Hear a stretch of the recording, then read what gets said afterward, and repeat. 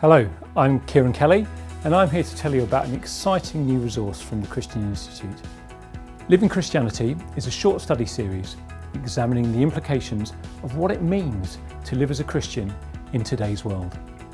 There are 5 sessions, each lasting just over an hour, with a short video, Bible study and discussion, and some time for prayer.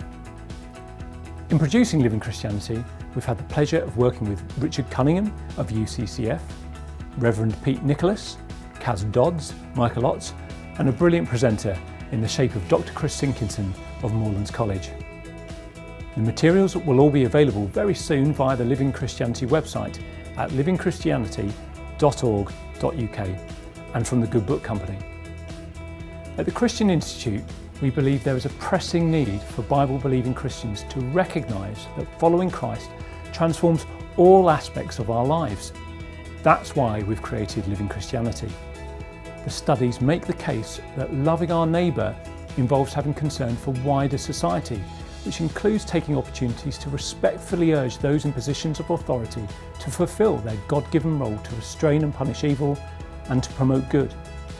In other words, to engage with the issues with which the Christian Institute is most deeply involved. But all that starts with having a biblical worldview, rooted in the fundamental truths about God's relationship with His creation that goes right back to Genesis. Our prayer is that through Living Christianity, Christians understand what it means to be a full-time disciple, following Jesus in every area of life. The series will be on sale in just a few days. Join the mailing list at livingchristianity.org.uk and you'll be the first to know when it's on sale, and get involved on Facebook, Twitter and Instagram. In the meantime, here's a taste of what's to come.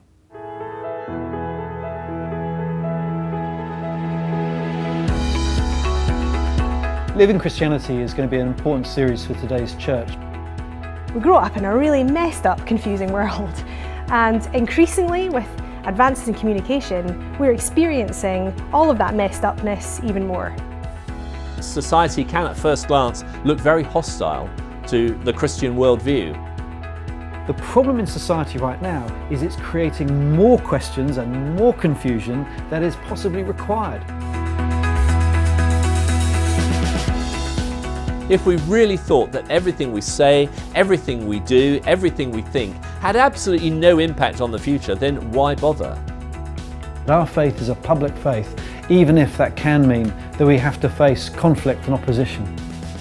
Christians should be actively engaged, campaigning maybe, voting of course, praying for those in positions of power. If we just keep our head below the parapet, if we hope that someone else will do it, what if we all do that? What if no one speaks up?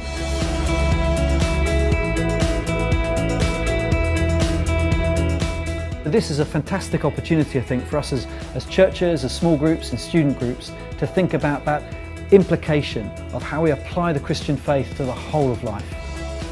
Every generation has to ask the question, what does it look like for them to live under the power of the gospel? All of us have a role to play. All of us need to be willing to stick our hands up and be counted. We have something good to offer society here. We've got a treasure and we want to share it.